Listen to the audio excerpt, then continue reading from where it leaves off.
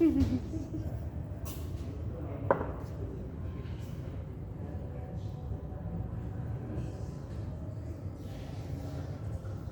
ini dia di angka 17 gram. Nah biasanya paling enak gelasnya ini nih diisi dulu SKM, susu. Coba ambilin SKM. Nanti rasanya bener-bener kayak kopi tubruk apa kopi susuan yang biasa kita minum rasanya. Nah, air masih ada. Mau diisi mas? Ya boleh juga tuh. Next ya. Susunya sih biasanya di angka 10 aja, 10 sampai 20. Tergantung mau manis apa enggak. Coba kita isi di angka 10 gram aja. Sih ya, 10 gram.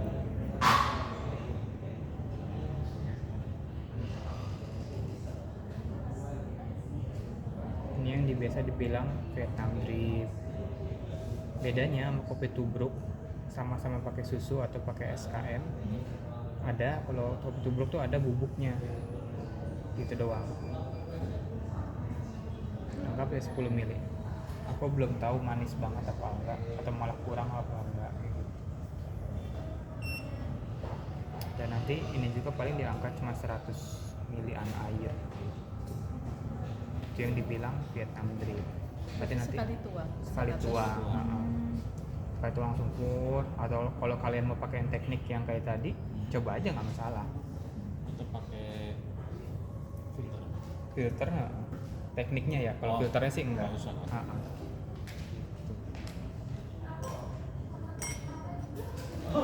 Sebenarnya banyak teknik-teknik pembuatan kopi itu. Kalau sepengetahuan aku mungkin udah ada 5 apa ya.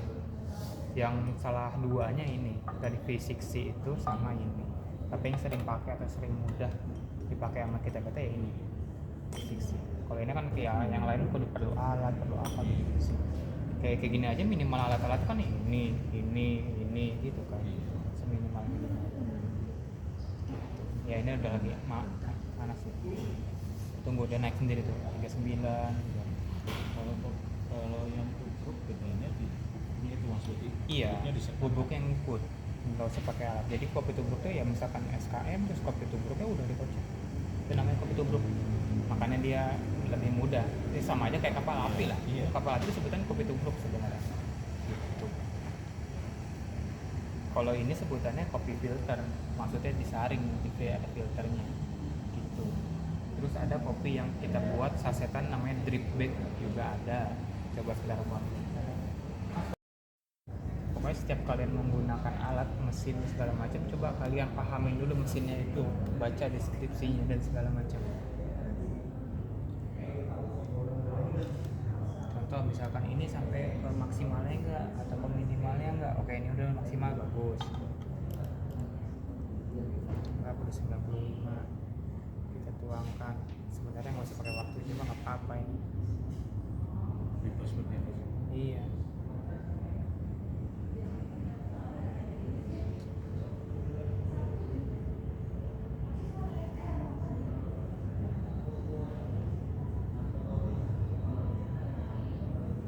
Mungkin yang perempuan sukanya yang kayak gini nih, yang ada manis-manisnya.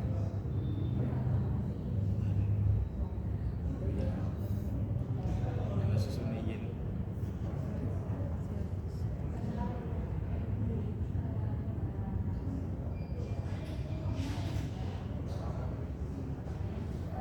Itu buat sekali aja ya mas? Iya, buat sekali juga. Sebenarnya sama ya mas ya. Sama aja.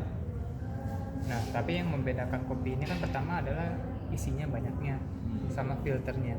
Harusnya si air itu terkena dulu ke kopinya dulu, baru dia meresap ke bawah melewatin si filternya. Gitu.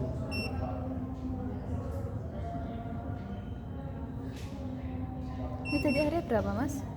Airnya perbandingannya sesuai itu kalau misalkan 18 gram berarti 18 ke 18 harusnya. Gitu. Tapi kadang kalau kita udah terbiasa, kalau air misalkan biji kopi 15, kadang-kadang kita diisiin airnya di angka 200 doang apa 250 lebih kayak gitu sih, tergantung feelingnya lagi. Apalagi kalau kalian nanti udah hektik banget, udah lembar, repot, wah asal tuang aja.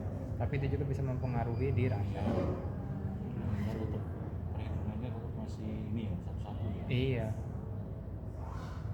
Makanya kalau di Jogja itu ada namanya Pepeng itu dia tempat kopi sama model kayak filter gini, tapi dia udah jadi wisata. Yang datang tuh bis-bisan. Nanti dia yang melayani sendiri, duduk 5 orang.